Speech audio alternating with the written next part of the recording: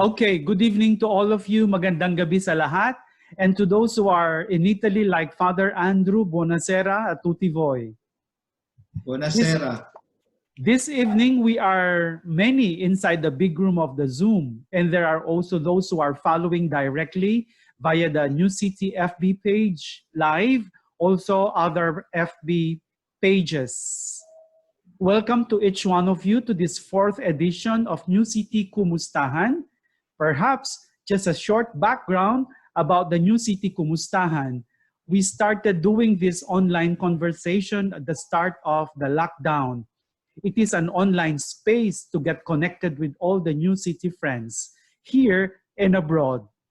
The very purpose is for New City to continue providing cultural formation even amidst the pandemic. And through the feedbacks we are getting, this online space of New City has been very much appreciated. And this is the reason why we have this fourth edition today. This time, we have a very well-known personality who will be giving us input, a glimpse of the recently released encyclical of Pope Francis, the Fratelli Tutti. But some of our New City friends do not know Father Andrew, so allow me to say something about him briefly. He is currently the spiritual director of Pontificio Collegio Filipino and a professor at the Pontifical Gregorian University in Rome in the Faculty of Missiology. He is also currently involved with the preparations for the 500 years of Christianity, particularly the International Missiology Forum and National Mission Congress in 2022. He holds a doctorate in missiology from PUG and an MA in theology in Tagaytay City and an MBA in Ateneo de Naga. Among his publications is a book titled God's Global Household. Included in these 3 finalists and circle of winners of the National Book Award in 2008 and Manila Critics Circle for Best Books in Theology. He was the past president of the International Association of Catholic Missiologists, IACM, from 2009 until 2017. Also, a former parish priest of the Peña Francia Shrine in Naga City and the mission director of the Archdiocese of Cáceres from 2002 to 2012. Friends, welcome. Let's welcome Father Andrew Recepcion.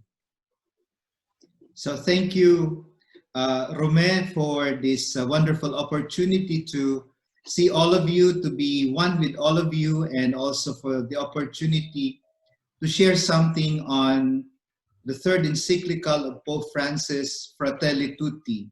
But first of all, I would like to invite all of you to support New City Press Philippines. And please, if you have the opportunity, buy all the publications of New City Press, subscribe to New City Magazine online. They have also migrated to digital platforms, and support New City in many ways that you can. And if you want to help, please contact the Managing Director, Rome Vital, who has just introduced me. So thank you very much for allowing me to do this and to share with you some insights on the third encyclical of Pope Francis, Fratelli Tutti. Obviously, I will not be able to tell many things about this encyclical given the time that we have, but I will try to give you an overview and some salient points that we need to remember when we talk about, when we read the encyclical Fratelli Tutti. Of course, we cannot replace the value of reading the encyclical yourself, no? And I would like to highlight that. So let me begin by sharing with you an overview of the encyclical, the background or the context, the inspiration behind the encyclical, the optic of the Pope, and also the editorial work, and then we'll go to the content, and we'll wrap up with 3 points of view with regard to the encyclical on the value of fraternity from Pope Francis, St. Francis of Assisi himself, and also, as many of you belong to the Focolare movement, also Chiara Lubick. So we will wrap up with that, and we will leave a space for questions, sharing, or insights that can come from all of you. So let me begin by saying that Fratelli Tutti was a document signed on the 3rd of October 2020 by Pope Francis on the occasion of the Pope's visit to the tomb of his namesake, St. Francis of Assisi. And of course, the text was officially published after it was signed the next day after, which is the feast of St. Francis of Assisi. Now, it's interesting to note that when Pope Francis was elected as a pope, he was seated beside a cardinal. He didn't know yet what name he had to take as a pope. Of course, when they enter the conclave, it's not that they already think about their name as a pope. But one of the cardinals seated close to him told him when he was elected, "Do not forget the poor." So with that reminder from a cardinal seated beside him, Pope Francis was inspired to take the name Francis, no? For his, as his name, new name, I should say, as a pope. So let's go to the context, the background of this third encyclical of Pope Francis, Fratelli Tutti.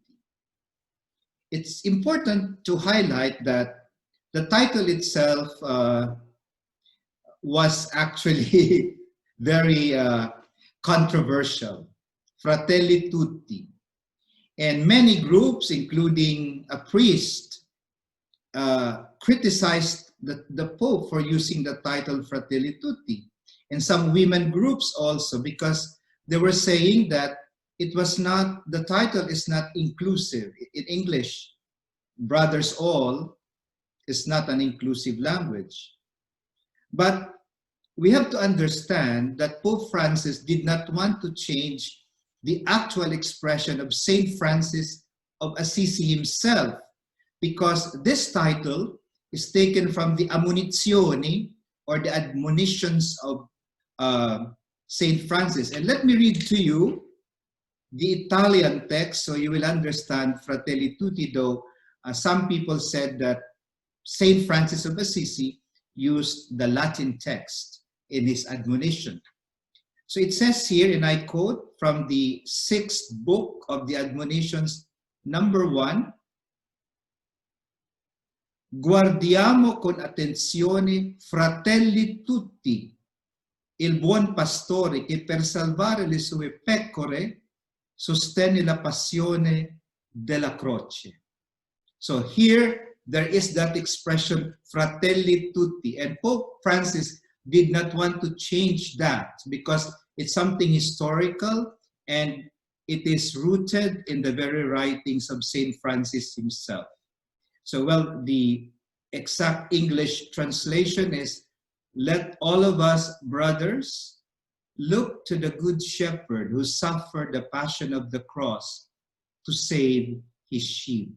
So I think that's very important and to highlight. But early on the 14th of May 2020, when Pope Francis celebrated Mass in the chapel of St. Martha in the Vatican City, Pope Francis already alluded to this quotation of St. Francis.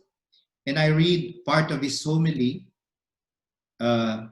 Pope Francis says, "We are all brothers and sisters. St. Francis of Assisi used to say, all brothers and sisters." And so men and women of every religious confession are uniting themselves today in prayer and penance to ask for the grace of healing from this pandemic. So in the context of the pandemic, Pope Francis had this intuition about the role of being brothers and sisters to one another. By the way, in the Italian language, when you say fratelli, it also includes sorelle, no? the sisters. So it means all of humanity. So in a way, it's also an inclusive language. Another important point in the introduction of Fratelli Tutti, the third encyclical of the Pope, we find a quotation that's very important with regard to our neighbors. And he quotes again St. Francis of Assisi in the 25th book of his admonitions, which says that blessed is the servant who would love and respect his brother as much as when he is far from him, as he would when he is with him. So that's also very important in the spirit of the encyclical. It's all about this being neighbors, being brothers and sisters to one another. Let's go to the next point here, which is the inspiration behind the encyclical. Now, the title of the encyclical, especially the context of its publication and the patronage of St. Francis of Assisi as a pioneer of interreligious dialogue, have been important in the encyclical. We have to understand that Pope Francis, in a special way, highlights also in the context of the pandemic the need for the world to reflect in a new way on the meaning of what it means to be brothers and sisters as one big family of God. So in the encyclical, the inspiration is that on February 2019, the Pope met in Abu Dhabi Ahmad Talat Al-Tayyib, the Grand Imam of Al-Ashar, during which he signed a document on human fraternity. But also, besides Francis of Assisi, and in fact, when it was signed, this meeting of the Poverello, St. Francis of Assisi, with this anniversary on the meeting between St. Francis and the Sultan Malik al-Kamil in Egypt during the Crusades on the occasion of the 800th anniversary of the event in which the Pope signed this document, we can say that it was emblematic of the Pope's desire to propose in a new way to the whole world the meaning of human fraternity, of fraternity. Another important inspiration here of Pope Francis in writing the third encyclical is that he has been also inspired by numerous non-Catholic personalities who have worked for fraternity and peace. For example, Martin Luther King, Desmond Tutu, Mahatma Gandhi, Charles de Foucault. So all these personalities have also inspired Pope Francis to write about human fraternity. And in fact, towards the end of the encyclical, we will encounter again these persons as models or models to emulate when it comes to human fraternity. But another interesting inspiration behind the encyclical, for example, if you read chapter 2 on the Good Samaritan, we find that Pope Francis and some commentators have highlighted this very much in a special way, that Pope Francis also is partly inspired by the interpretation of the French philosopher Paul Ricoeur and Gabriel Marcel, for example, in which the Pope quotes twice in the encyclical. And when we go to the thoughts of these two French philosophers, basically, they are philosophers that help us understand the meaning of the other, of the neighbor. So for example, Paul Ricoeur, in his philosophy, especially in his collection in the French Histoire of Vérité, he speaks about the relationship between an associate and a neighbor. So Pope Francis borrows this idea in the second chapter of encyclical on the Good Samaritan, for example.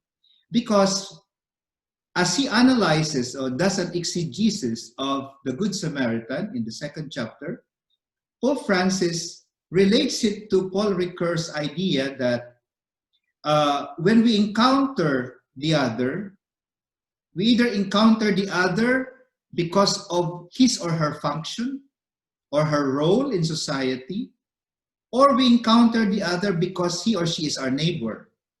Well, that's very important to note, because a neighbor is a person whom we are called to relate to, not because of his or her role, because a relationship with a neighbor is always characterized by intimacy.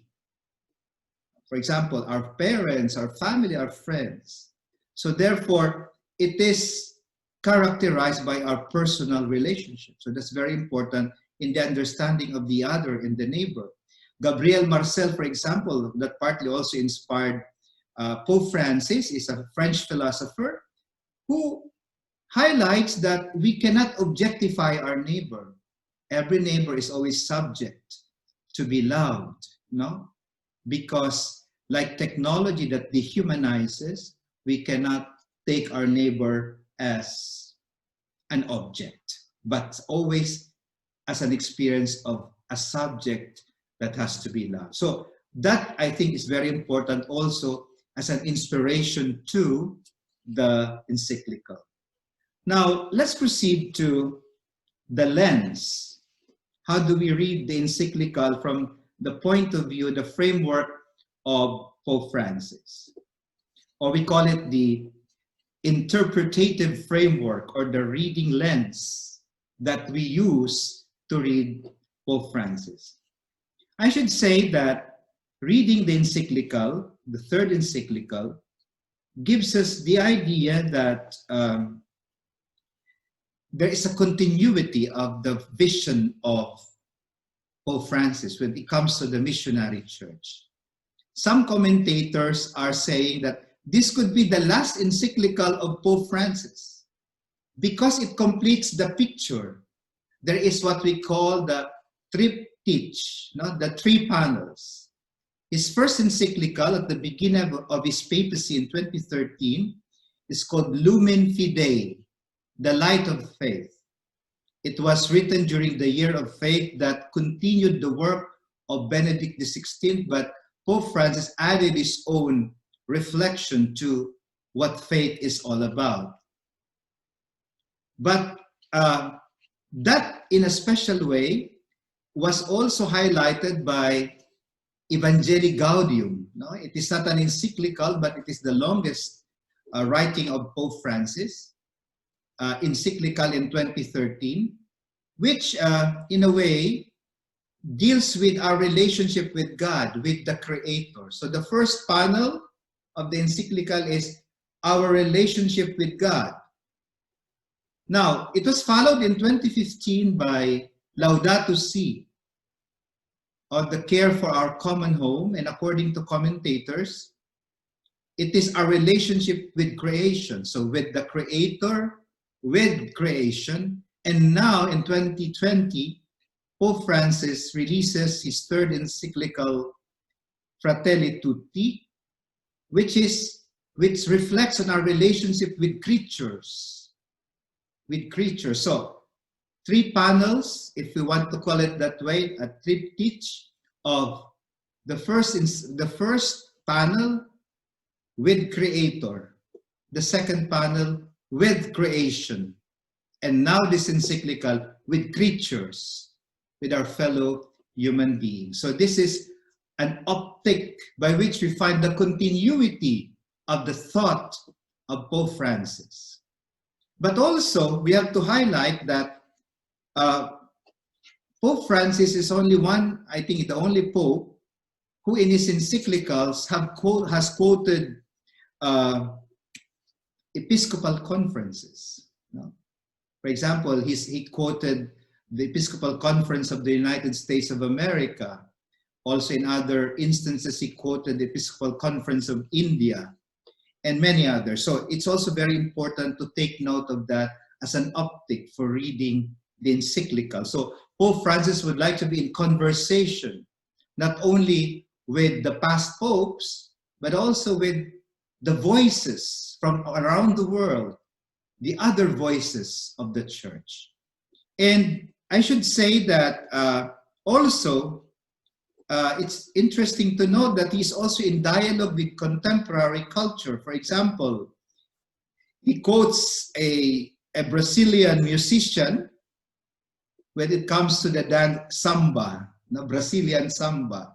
It's also part of the encyclical.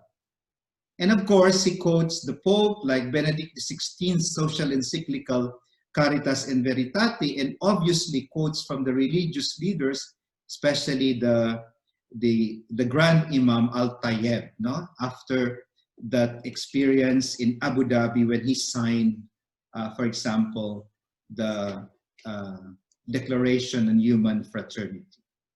So this is in a special way very important for us. Now let's go to the, before the last aspect of the background, obviously it's not indicated in Fratelli Tutti, but we should say that the encyclical's context is also COVID-19. In fact, many commentators say that COVID-19 has re-energized Pope Francis in a way to work for the good of humanity and with an urgent sense. No? In fact, Pope Francis, in the context of COVID-19, which is of course not explicitly indicated in the encyclical, but it serves also like a context for understanding the encyclical, that the church needs to be at the center of reshaping the post-pandemic world. And this encyclical on Fratelli Tutti is actually a proposal of the Pope. How do we live as church in this post-pandemic world? And in this pandemic world, I think we are still experiencing a pandemic. But this is very important for all of us. So let's go to the editorial work. If you want to read the original, it was not written in Italian. It was written in Spanish. So the original text of Fratelli Tutti is in Spanish, but it has been translated to Italian, English, and other languages. So, but the translation is in English is very good. So I should say that it is also quite faithful to the Spanish original text.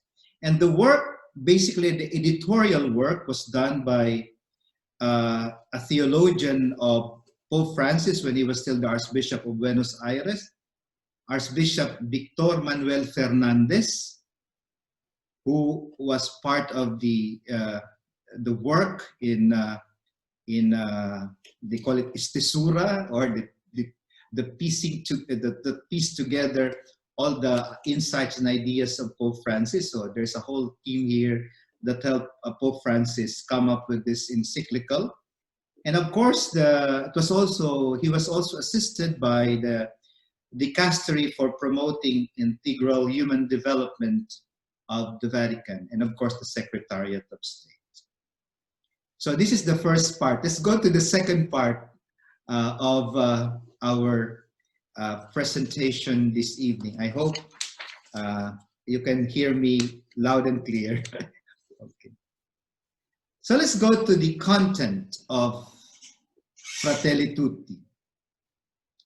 As I have indicated early on, there is no substitute, or we cannot replace our personal reading of the encyclical. What I'm doing here is just sort of like an appetizer, like a cocktail, if I might say, for you to give you the desire to read the encyclical and maybe buy from New City Press. I'm not sure if that's available from New City Press, the English translation and maybe the Spanish translation as well. But in any case, we have to say that the encyclical is very important because it deals with a very important theme for the future of you, for the present and the future of humanity. You know, there are 8 chapters.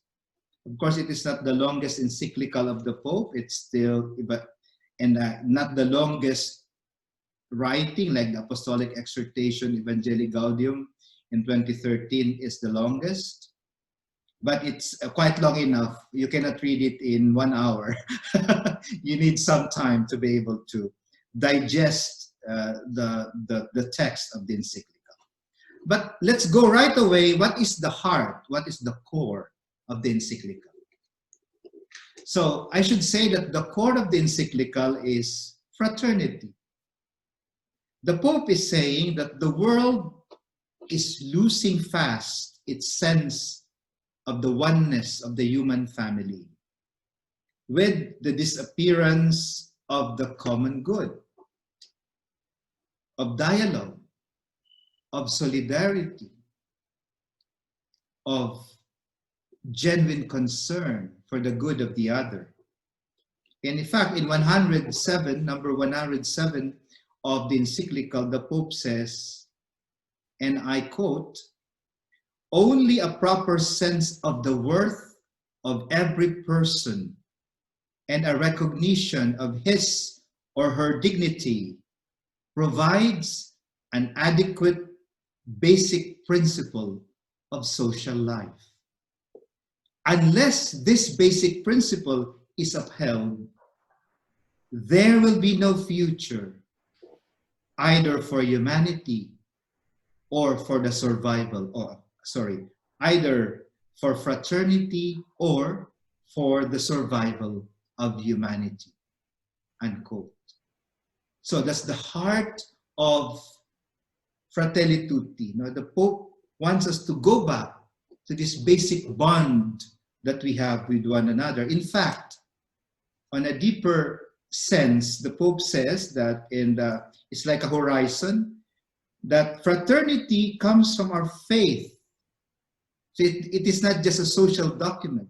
It comes from our faith that God is the Father of all, and that He is a Father of peace, So I think for us, that's very important to remember. And let me add something to this basic perspective of the encyclical on fraternity.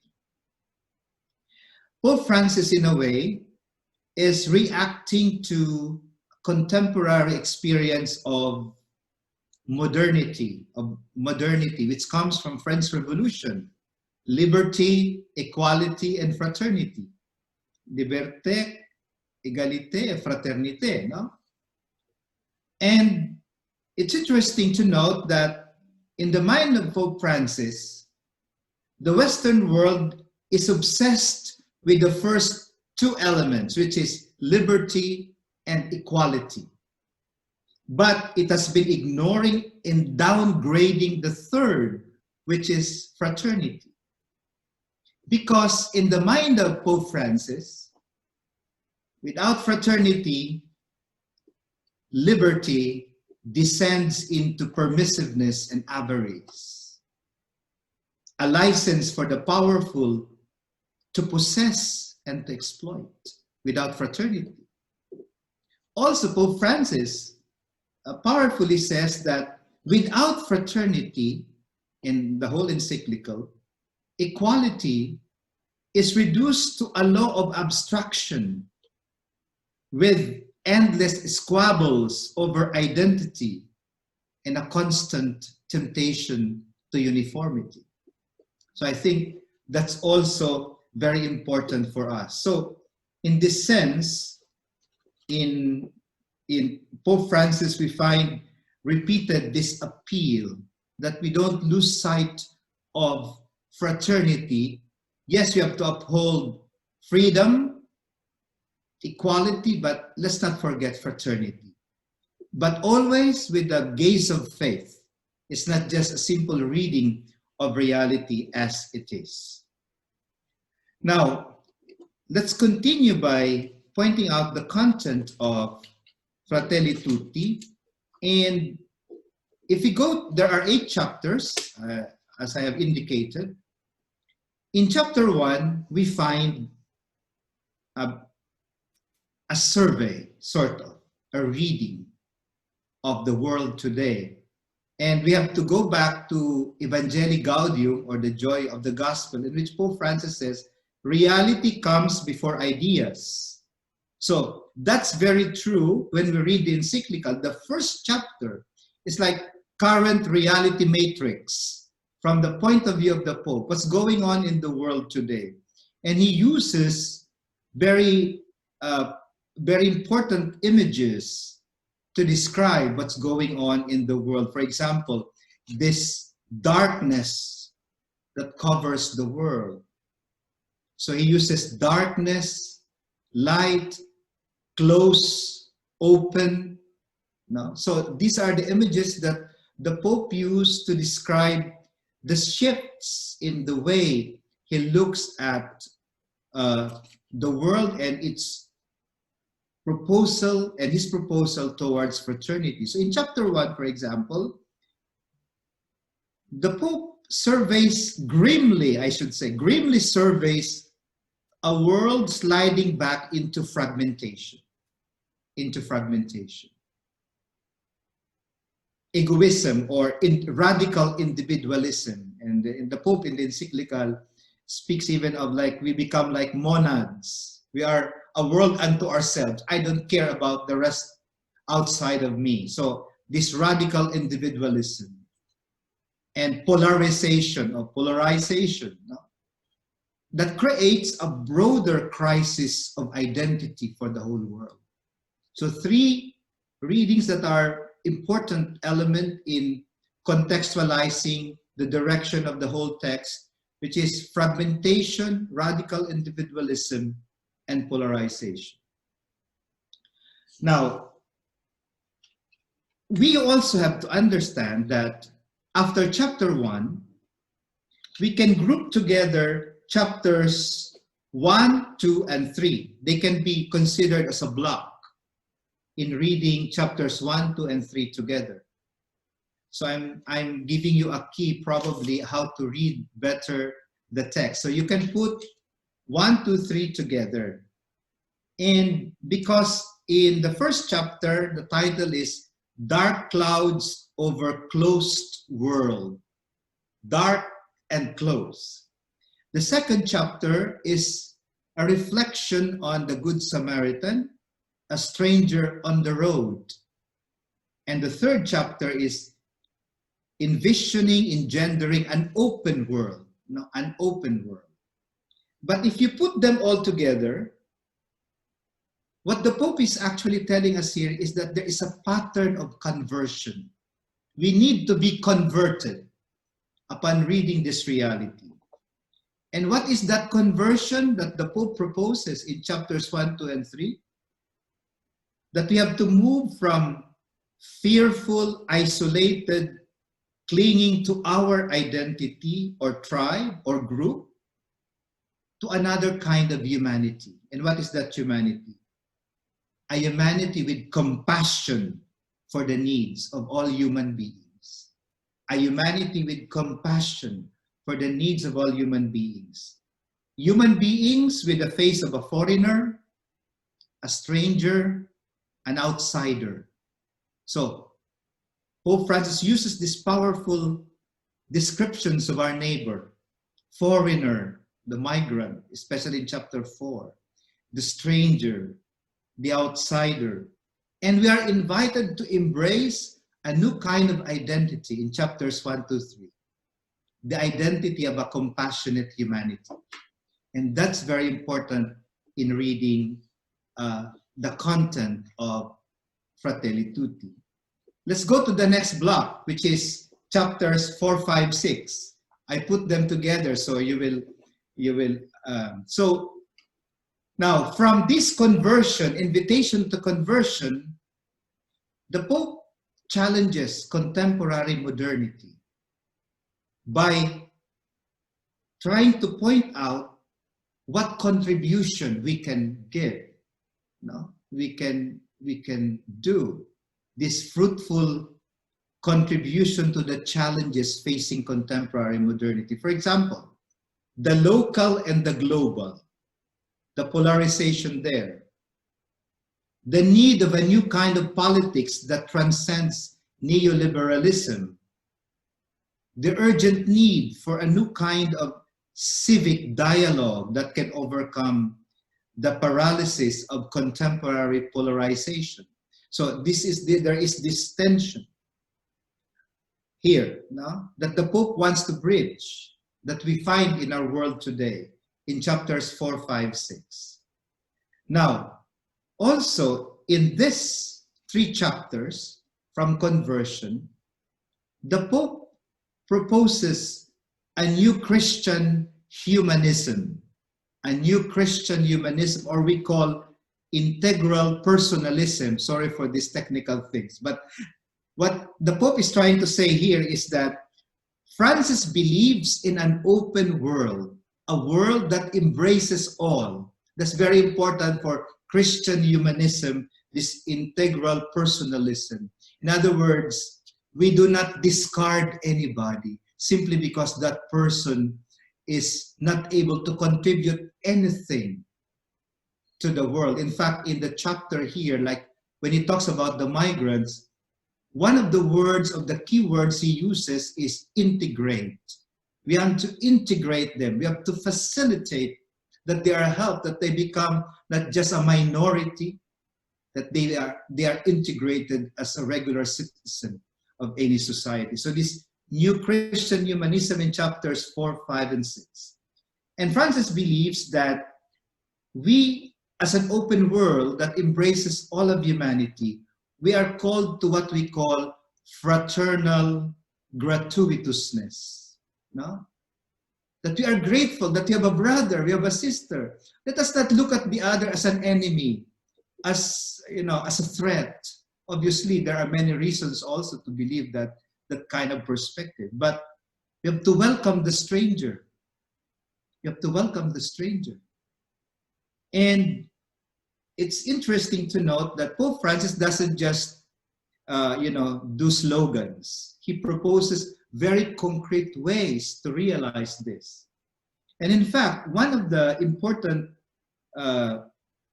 insights, 5, that we find in Fratelli Tutti is that for Pope Francis, only the well-rooted can reach out to the other. That's a beautiful, beautiful insight. Only the well-rooted can reach out to the other. If you don't know our identity, we cannot reach out to the other. And also, we have to respect the identity of the other because we cannot cancel it. It's part of her or his history. And that's very important.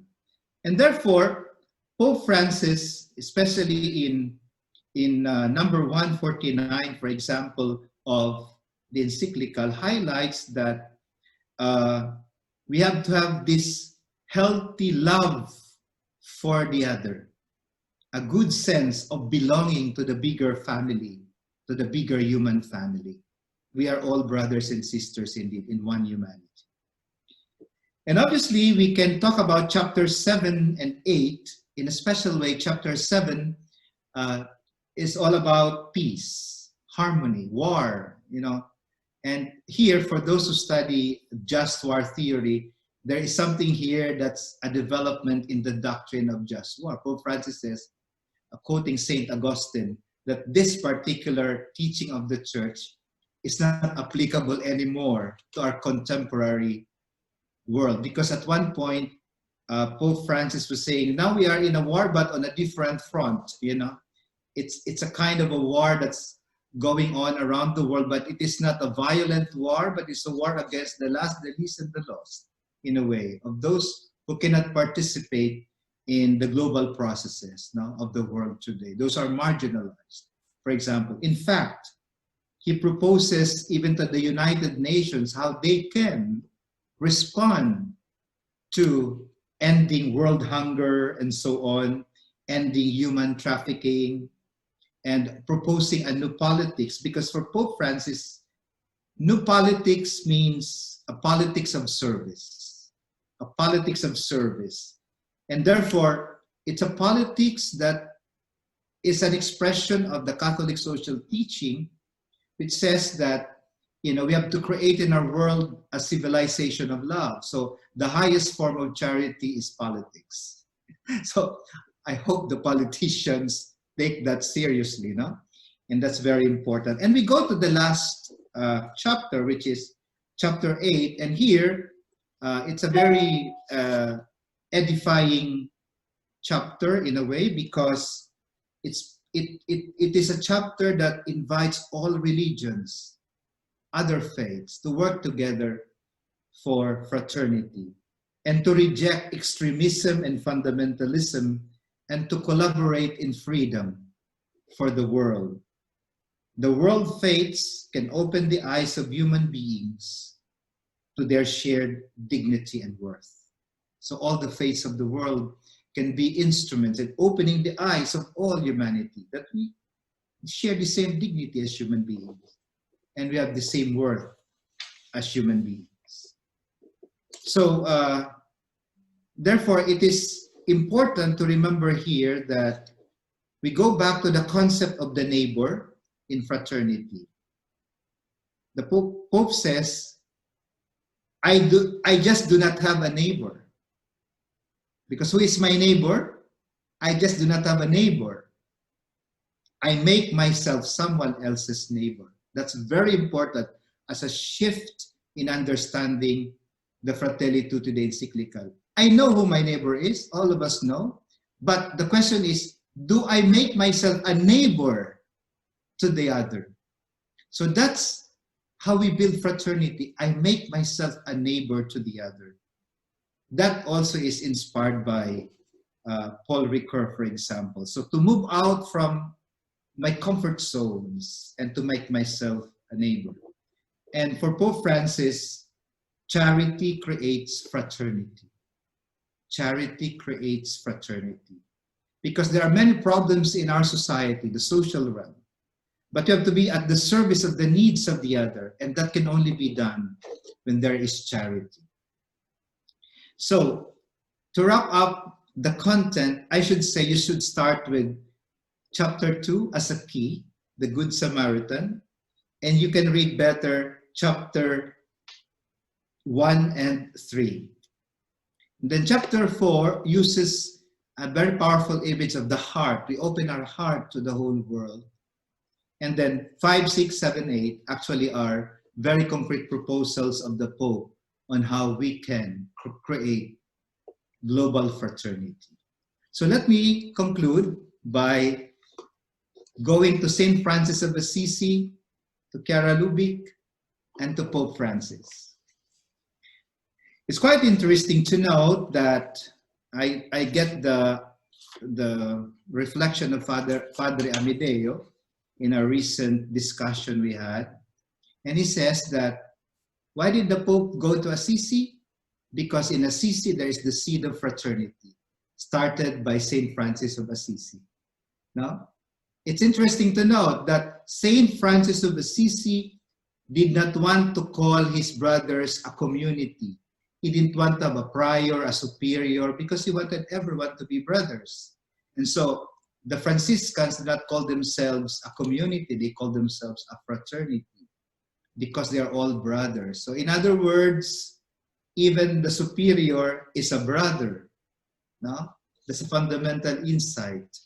And that's, I think, we have to learn from St. Francis. So the seed of fraternity goes back to St. Francis, especially also within his community and in his experience when he crossed the border to meet the Sultan, Egyptian Sultan, 800 years ago. Now, if we go to Chiara Lubich, you know that Chiara Lubich was a third order Franciscan. So in her experience, there is the experience of fraternity. And Padre Amadeo says that if you look at the fraternity proposed by the Focolare movement, by Chiara Lubich in a special way, we find a new blossoming of the seed of fraternity, a new blossoming of the seed of fraternity that came from St. Francis of Assisi.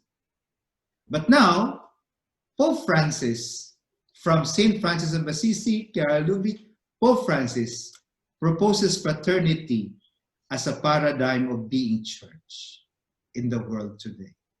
So not just a small group, but now it becomes a proposal to the whole church to be in the at the forefront of making the whole church a church of fraternity, one big human family. So let me conclude by on a personal note. When I was a seminarian, I had the chance to stay in Tagaytay at the Mariapolis Peace. And in the chapel, there was a painting by a Vietnamese priest framed with a bamboo. And on many occasions, when we had visitors, I remember Father Victor Adjus explaining the painting. And that became almost like a refrain in my soul, which says that when you look closely at the painting, I don't know where it went now in Tagaytay, it should be a patrimony. Yeah. When you look closely at the painting, the neighbor has no face. And the Good Samaritan also has no face. No? So the explanation is quite simple. That resonates well with the encyclical Fratelli Tutti. Every neighbor is our brother and sister. It has no face. We do not put labels. We do not put categories, roles. Every neighbor. We have to make ourselves neighbor to everyone. And that's also the role of the Good Samaritan without being a face. So with this, I think only when we become truly protagonists in this challenge of the Pope to become a church of fraternity, that we can say that the world has changed. Maybe not in the future, but now, beginning with the ones closest to us. So thank you very much. Okay, thank you very much, Father Andrew, for that very synthetic pero puno the presentation mo, no? And then ngayon we go to the second part, to the third part rather, no? With a question and answer. And we have here some questions that came from 5 persons. I will read the question and mention the name of the person who sent it. The first one, let's begin with a question of Jenny Bulan. So this is her question. What was the frame of mind of Pope Francis that pushed him to write the encyclical? Well, maybe I have already indicated that at the beginning, no? But let me just put it here in a nutshell. First, he wants to complete his vision of a missionary church that is in constant dialogue and encounter with the Creator, with the whole creation, and now with all creatures, with all of humanity. That's one. But the second one is it has also been occasioned by his trip to Abu Dhabi, no? With this declaration on human fraternity. And third, I think, which is equally important, is his desire that fraternity is not put aside in the discourse, in the global discourse, and that we have something to offer to the world from our faith, from the eyes of our faith. And it's a very rich experience that we have. So that's also one important element to consider when we go back to the encyclical Fratelli Tutti. And an overarching context will always be the pandemic for Pope Francis, no?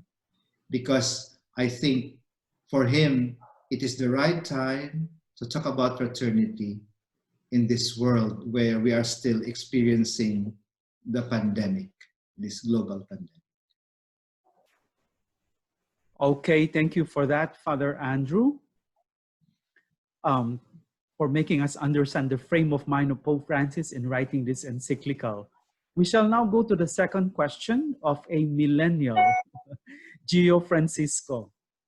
The document clearly, he asked, the document clearly emphasizes the social teachings of the church. How can the local church, the parishes, act on the call of Fratelli Tutti? I mean, yes, there are ministries for social services already, but what more can be done by parishes to respond fully to the invitation of Pope Francis? Mhm. Okay, thank you for the question, Gio. I totally agree that the encyclical Fratelli Tutti could be considered also as a social encyclical in continuity with the Catholic social teaching. In fact, there are some commentators who say that it has an echo of John the 23rd's Pacem in Terris, peace, peace to all on the earth, and also Pius XI's encyclical Quadragesimo Anno, which speaks about utopias. And in that encyclical of Pius XI, we find the importance of utopias not so much as something that cannot be realized, but utopias in Quadragesimo Anno is a critique. Utopia is a critique to the failure of systems, So back to the question of Gio, I think it's very important that we do not, all parishes should not contribute to the failure of our social systems. Look at the context of the Philippines. I want to contextualize that, no? In the field of politics, etc., in our social, in our solidarity. Are we contributing to that? Are we part of the failure of the system, or do we do something to reorient, to change the system? And that's, I think, is very important for us. So let's be realistic. Now, if in the parish you have a poor person who need your help, and you can even help that person, all this Fratelli Tutti will not have any impact at all.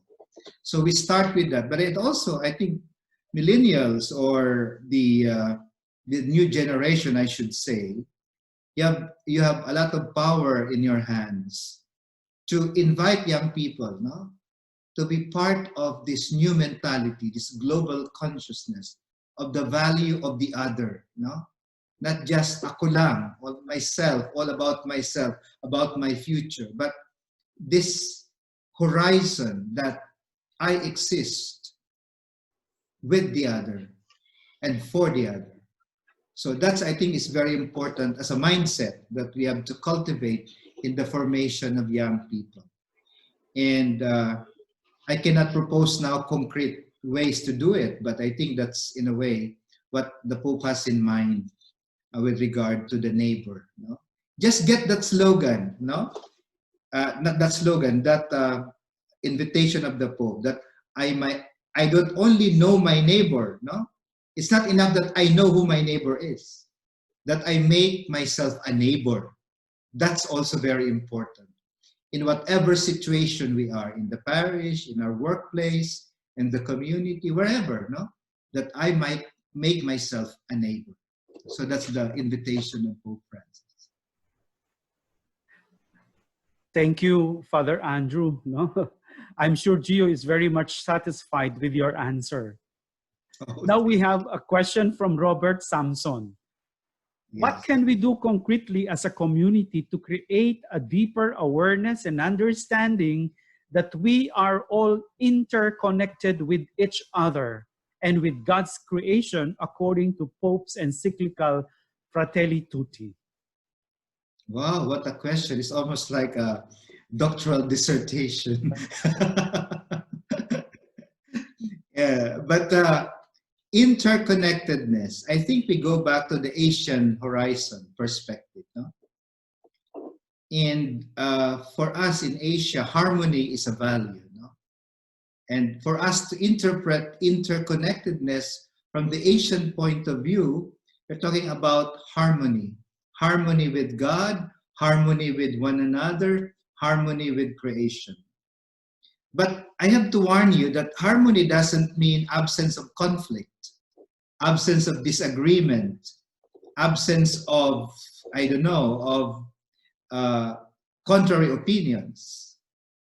But when you say interconnectedness here in the language of harmony, we are highlighting in a special way that what binds us together is this fundamental experience of being one family. And that's, I think, is very important for us, no? Because in the family, let's go to the context of the family. For example, children are different from one another, no? A child could be very quiet and he's always in front of his computer. The other child could be very extrovert, no, jumping all over the place, etc. But the parents will always be patient with the differences. But they'll always see that every child is unique and that no matter what happens to the child, that child belongs to the family. Put that on a larger scale with our communities, with the human family. It's very important that we contribute, you know, and the Pope in the encyclical highlights that. Don't feel bad when what you can do is to smile. That's your contribution. I'm trying to exaggerate the idea here, but you know, you do not expect people to contribute more than what they can possibly contribute. No? Even the incapacity of the person to contribute is his contribution, is her contribution. So we are not a community of bravi, no, of the best people. Everyone in his or her uniqueness contributes to the harmony. Take away one, the whole picture is not complete. So, and I think that's very important to value each other. But the bond is dignity of each one as a human being, and also that above all, love. And I was telling the people of Switzerland early on this morning during the online conference that true love triumphs over virus. True love triumphs over virus. So I think that's very important for us, that at the end of the day, we are still one family because of the bond of love. And that Pope highlights on a social scale charity. Everything is interpreted from the optic of charity, even politics, even the way we help others. So. Wow, thank you for this enlightening input on the interconnectedness of everything. Sabi nga sa Tagalog, di ba, ang lahat ng bagay ay magkaugnay. So, Yeah, thank you Joey, also thank you for the question sent to us by Robert Samson. Now, we have a very hot question, quote and unquote. Okay. You know very well how the media feasted on this in the past few weeks. The question is coming from Ting Lolasco. She asks, in the light of the recent controversy about Pope Francis's statement about civil unions, could you give us your thoughts on the inclusivity of the LGBTQ community in the encyclical Fratelli Tutti? Mm-hmm. Well, that's an extended reflection. Of course, the Pope never mentioned exactly LGBT and civil union in Fratelli Tutti, but this is now my personal opinion. I do not speak for the Pope, no, and not even attempt to, to explain the position of the Pope. But this is a personal opinion. If we get the horizon of Fratelli Tutti, the inclusion, that we embrace all of humanity, why don't we embrace LGBT? Because according to the mindset of the church, they are God's children. No?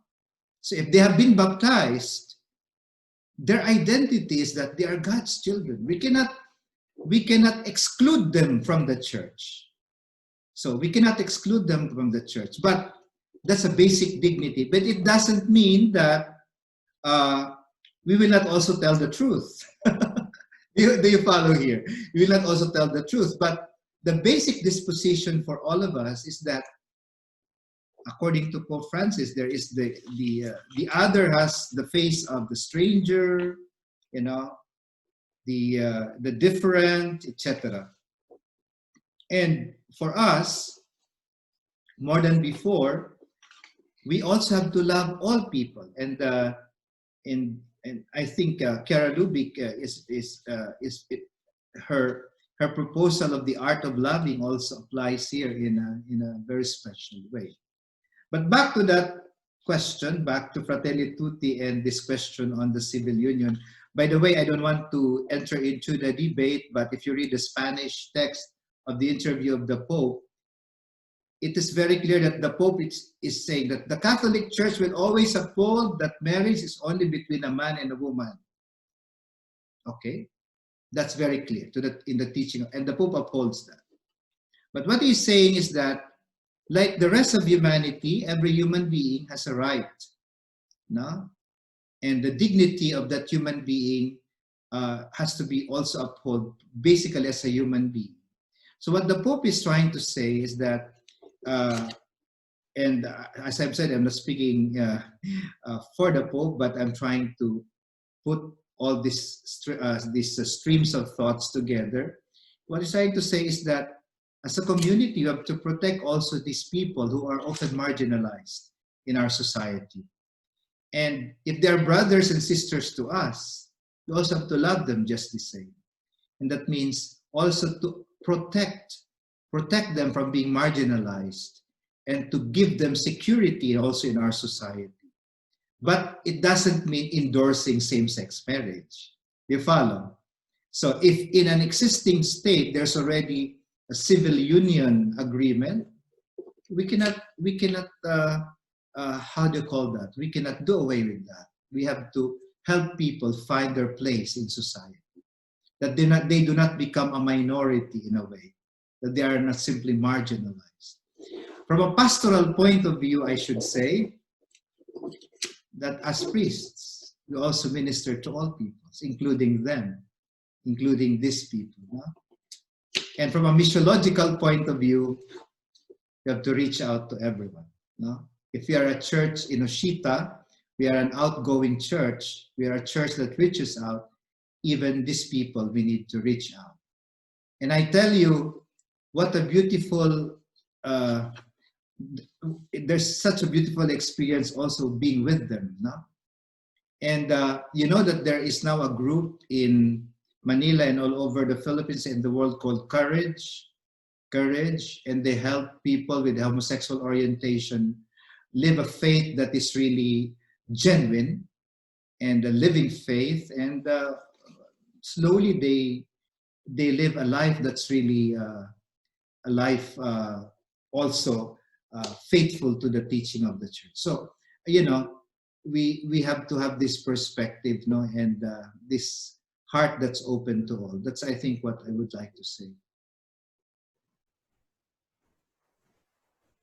Thank you very much for clarifying the position of the Pope on this issue. No? Now, we have another question that comes from Albert Tantoco. This one is something very, very concrete.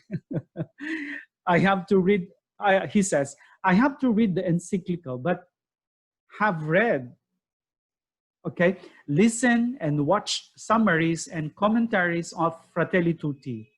The title sounds very much like Chiara's Love All, quote and unquote. In this regard, what does Pope Francis say about loving those on the fringes, from the personal, Trump and Duterte, to the groups like the LGBT and those in unusual heterosexual relationships like kabit, sugar daddy, or even those who live permanently with someone not their spouse? Salamat po. So, the question of Albert. Wow, what a question. No? I should say that it's enough to read Amoris Laetitia to answer all those questions. Now, they're already in that teaching of Pope Francis on Amoris Laetitia, or the, how do you call this apostolic exhortation on family. No? But love all is a Christian imperative, not only of Chiara, but for all of us, no? Jesus actually said we have to love everyone, no? And he has shown in his life that he has loved everyone, even the Pharisees, those who were against him, those who were not in agreement with what he was teaching, no? He loved everyone. So it is a basic evangelical lifestyle, no?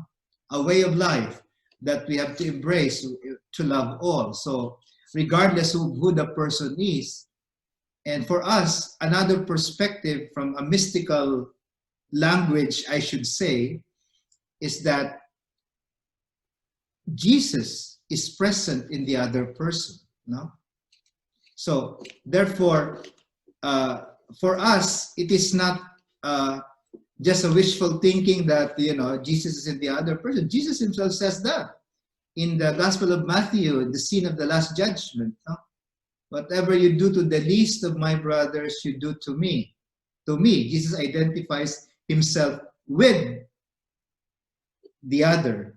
And so, for me, that's a powerful reminder for all of us that our love has to be able to reach out to every person. But let me point out here something that probably is at the back of the mind of many people. Okay, let's love everyone. No problem with that. But what about if the person is in a situation where we know that they are living in sin? No? So, because there was a question there of people living in partnership and so on. I should repeat, who are we to judge? No? The conscience of the person, because that's the realm that's between the person and God. But what we can do is that instead of making this person be strange, there is a phenomenon now by a French Jesuit theologian who says that in the church there is a continuous estrangement of people. No? They are moving away from the structures of the church, from the parish and so on. Why? Because they don't feel loved. They don't feel welcomed. In fact, I had that personal experience one day. Somebody told me, Father, every time I go to church, I feel that I am a stranger. I was shocked. No? So I said, what can we do to help you? No? So the point, therefore, is that whoever the person is, the Pope Francis in Evangelii Gaudium says, our parishes have to be welcoming communities. No? So that when people come, they feel welcome, they feel loved, they feel valued for whatever situation they're coming from, they feel valued. But also, we have to help them slowly. And this is what we call the gradualness of the process of helping people. We cannot change people overnight. That's truth. That's reality. But if we don't start from somewhere, we will not get to any point. So you have to accompany people. So the word that the Pope loves to use most of the time is accompaniment. You have to accompany people, but you have to start from somewhere. No? And for me, that's, I think, very important when we deal with people in situations like what has been mentioned here. No? So I think that's very important for all of us. No? Thank you very much, Father Andrew, for those enlightening answers. I am certain that they will guide us in understanding better the Fratelli Tutti, but not only, because what is most essential is to be able to put into practice the message that it brings so that all may be one, Fratelli Tutti. Now, there are still some questions that were coming in from the live audience, but we are also running out of time, no? And we just want to tell those who are following us live via the Facebook, we would like to encourage you to address the questions that you have sent. If you know Father Andrew personally, you can send them to Father Andrew, or you send them to info@newcityph.net so that we can send them directly to Father Andrew, and he will be the one, and he will answer them directly. Okay? Oh yeah, I have my Facebook and also YouTube, and if you want me to answer questions, probably I can do that also through my YouTube channel. But Thank you very much. Before closing this fourth session of the New City Kumustahan, allow me to express my sincerest thanks to the people behind New City and its faithful supporters. First of all, our two Philippine delegates, Ding and Chun, for their encouragement, for their full support to New City. The New City Magazine editorial board, headed by the editor-in-chief, Jose Aranas. The New City Audio Magazine team, headed by Edward Ilustrismo Piastro. And of course, the New City staff. And our faithful supporters, Bangko Kabayan, APSE, Focolare Carpentry, NSJTC, Bukas Palad and Pagasa Foundations, Kalayaan Engineering, Catholic Book Center, and Consulus Philippines. And of course, to all our New City subscribers. And as mentioned by Father Andrew at the start of this program, we are still in the period of the annual New City campaign. And we wish to invite those who may wish to support New City. Please do not hesitate to contact New City office. And perhaps some of you may be interested in extending help at once. You may use the New City GCash. The number is 0906-290-9154. Again, 0906-290-9154. Or do a cash transfer to our Metrobank account, the Work of Mary for Men Inc., Work of Mary for Men Inc., New City Press, number 306-306-50-2175. Again, 306-306-50-2175. Okay, so those are for those who are interested to help New City. To all of you who are present in this fourth session, maraming salamat sa inyong lahat. And of course, our very own Father Andrew Reception. A big thank you for giving us this chance to be with you. Thank you all, and see you for the next session of New City Kumustahan. Maraming salamat sa very much, and God bless you all. No? Thank you. Okay. Thank you, Father Andrew. Thank you, Father Andrew. Thank you. Thank you. Until next time. Okay, ciao. Father Andrew. Ciao, Thank you, tutti. Father. Thank you, Rome. Thank you very Thank you, much. Father. Each one and all of you. Thank you, thank you. Heart to Thank you, thank you. Thank you, Father Father. Andrew. And of course, thank you very much to Angelo Puertollano for allowing us to use his account. Thank you very much. Ciao Thank you, to all, Inka. and see you again for the next session, the 5th New City Kumustahan. Maraming salamat sa inyo. Thank you. Thank you, Ciao. thank you. Thank you. Ciao. Thank you, thank you.